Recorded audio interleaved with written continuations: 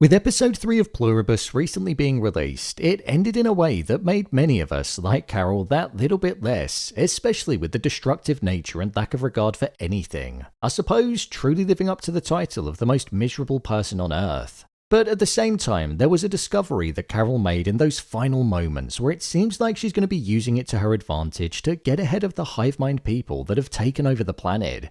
So with that, I wanted to share my theories and predictions on what I think could happen when the show returns for its 4th installment next week. So let's get into it. Here is Pluribus Episode 4 Theories Explained. Just to let you know, this video will contain spoilers. So what do we know about the 4th episode so far? Well, it's titled Please Carol. When looking at the episode titles from the first 3 episodes, they've all been of great importance and actually been pieces of dialogue. The first was called We As Us, which was spoken when Davis Taffler was speaking to Carol after the initial takeover of the wider population. The second was titled Pirate Lady, which is what Carol referred to Zosia as instead of her name. And the most recent episode was titled Grenade, which we know was a prop which had devastating consequences for Carol's home and also Zosia. So all of the episode titles have connected deeply to the story and have been of great importance. So with the next episode being titled Please Carol, it makes me think that the group saying this is going to be off the back of Carol doing something to the Hive Mind and them maybe wanting to make her stop. Could she have potentially found a weakness within them due to what the DHL man told her when he said that they'd pretty much give her anything as long as it made her happy, as that was their top priority? I think that could well be the case, and she could potentially look to use that to her advantage and inflict damage, seeing just how far she can push the group before they get her to stop. I don't mean physical damage in the sense that she's going to get the nuclear weapon, but she might try and mentally manipulate them in order to get what she wants, which could ultimately bring her closer to finding out the answer on how to delay her becoming one of the worker bees. That could potentially be where the title of the episode, Please Carol, comes from. Maybe they'll want her to stop. Carol's grief. One key event that's making up the core of Carol's character and is almost like the ever-present heartbeat of the show is the very human and individualistic experience that's going against the grain of the communal, inhumane Hive Mind group. That is the grief that Carol's experiencing due to the loss of the love of her life, Helen. We've seen the odd moments of Carol grieving in different ways that have hit home. Moments such as when she was on the back of the truck and was about to burst into tears but couldn't after watching her die in front of her. There was that brief moment where she woke up alongside her and thought that it was all a dream but was hit with the reality that Helen did actually die. She noticed a piece of mail with Helen's name on it that she'd never open, and she'd also been going to bed on the sofa because she couldn't bring herself to sleep in the bed that they used to share. However, what I feel we've not seen, because of the eventful nature of everything that Carol's been going through with the travelling around and the constant disruptions, is her actually confronting the death of Helen head-on and dealing with the grief. She's not broken down or really even cried about the loss of Helen yet. All she's done is told the Hive Mind to never mention one of her memories, and I feel like Carol tackling that grief head-on is something that it feels like the show is kind of building towards in one way or another. This could well be the thing that makes Carol that bit more likeable from a viewer's perspective, as it might well be something that many people can relate to. I don't think there's been much relatability with Carol throughout the first 3 episodes, and that could be why there's a bit of friction between the character and the viewers. To be fair, it has only been 4 days for Carol without Helen, but I feel like we could end up getting something like that in the not so distant future. Another thing that I think we'll continue to see is how reliant on drinking Carol actually is. Throughout the first 3 episodes, we've seen her reliance on alcohol to a degree. First off with the breathalyzer in the car showing that she did something bad in the past which led her to get caught whilst driving.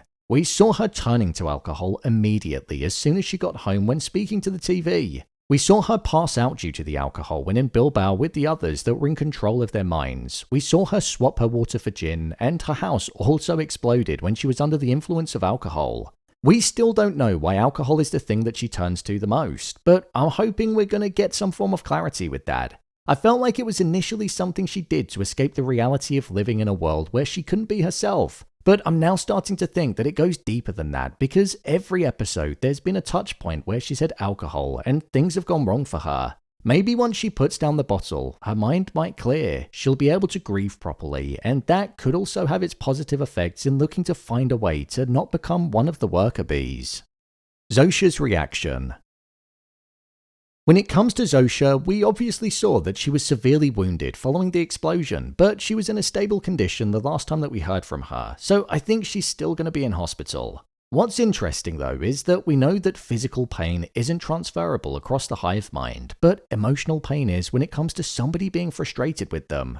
But also the effects of alcohol is something that isn't either. I wonder if Carol is going to speak with Zosia and instead of trying to resist her and the rest of the hive mind, trying to stay as far away as possible from them, she's going to throw herself into the community in one way or another, almost flipping things on its head to try and find out as much information as she possibly can about them. At the end of the day, it's a race against time for her and she wants to find a way of stopping them from taking her over. So I wonder if Zosia, the body that she's closest to, which represents the hive mind, is going to be key to that. They said they'd give her anything, so I wonder if anything can help her. Now, whilst we know that Zosia was relatively calm and collected when she was wounded, I do wonder if there'll be any hostility between the hive mind and Carol. They obviously said that they can't cause any harm, but that doesn't mean that they can't be disappointed or frustrated with the type of behaviour that Carol is emitting. Now, I'm not saying Carol would do this, but if she started deliberately killing them, surely they'd be able to express a different emotion. We saw Zosia express an ounce of sadness when she revealed that Carol was responsible for the death of 11 million people. So I think that reaction and response could be key, maybe because of what Carol did with the grenade. So I wonder if Zosia might act just a little bit different. The other survivors. When it comes to the other survivors, I know we got a glimpse of them in the second episode of the show, but I don't feel like that's the last that we're going to see of them. We saw how Kumba was an individual that was confident and was embracing the lifestyle of being the only person that was in his proximity, treating the world like a fairground and different countries and tourist attractions like a ride. Whilst we've seen the initial people that spoke English, I wonder if we're going to see or find out that one of the other people that can't speak English is going to do something which could trigger a response from the hive mind. We've seen the fitting and negative reaction that the hive mind has and fully understood why, because of the anger and frustration that Carol has put upon them.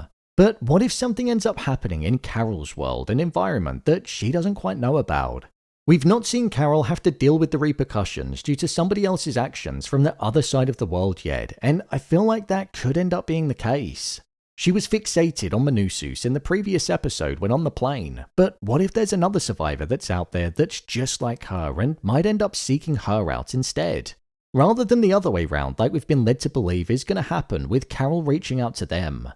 I feel like we're bound to see some other survivors appearing again. They got such a large feature in episode 2 of the show that it wouldn't feel right if they didn't feature again.